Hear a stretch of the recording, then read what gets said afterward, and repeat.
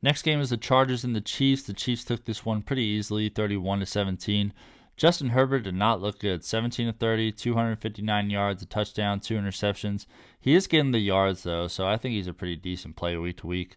Joshua Kelley, 7 carries, 75 yards, and a touchdown. Crazy to see the explosion here because it has not been there most weeks other than week 1. Austin Ekeler, just the 14 carries for 45 yards. Disappointing stuff there. Darius Davis, 3 carries for 14, and Justin Herbert had the 2 carries for 5. Keep playing Austin Ekeler every week because I think there are better days ahead for him for sure. And Joshua Palmer is an absolute must-add. 5 catches, 133 yards on 7 targets. He has really good chemistry with Justin Herbert. So if anything happens to Keenan Allen, he's going to be the number 1 receiver, and he's going to be in for a bunch of production. So add Joshua Palmer immediately if he is on your wire. Keenan Allen, just the 4 catches for 55 yards on 9 targets. At least he led the way in targets there. Gerald Everett, 3 catches, 26 yards, and a touchdown. Kind of in that waiver wire mix with tight ends there. Not someone you necessarily want to play every single week. Quentin Johnston, just the 1 catch for 20 yards on 2 targets. Darius Davis had a catch for 10. Donald Parham had a catch for 9. Stone Smart had a catch for 5. And Austin Ekeler, really disappointing stuff here today.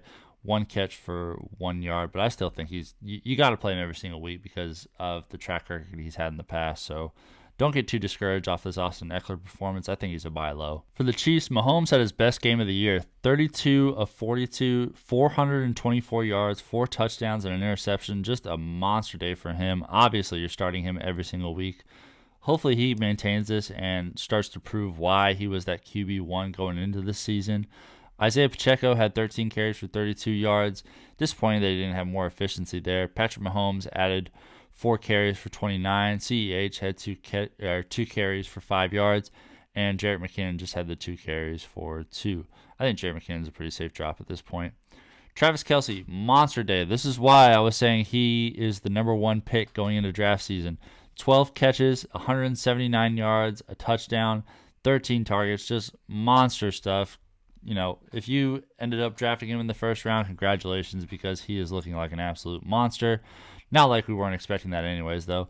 MVS, 3 catches for 84 yards and a touchdown. Another guy who's super up and down. Rashee Rice, he's an ad for sure. 5 catches, 60 yards, led the way in targets for all receivers, aside from Travis Kelce, so really good stuff there. He also had that touchdown. Isiah Pacheco helping out his inefficient rushing day with 4 catches, 28 yards, and a receiving touchdown. Jerick McKinnon, just the 2 catches for 24 yards. It looks like Isiah Pacheco is just dominating that backfield there through the air and on the ground. Skyy Moore, just the 2 catches for 15 yards. He's a safe drop. Kadarius Toney, another safe drop. 1 catch for 13. Noah Gray had a catch for 8. Blake Bell had a catch for 7. Mecole Hardman, his first game back with the Chiefs, had a catch for 6. And CEH did not haul in his only target.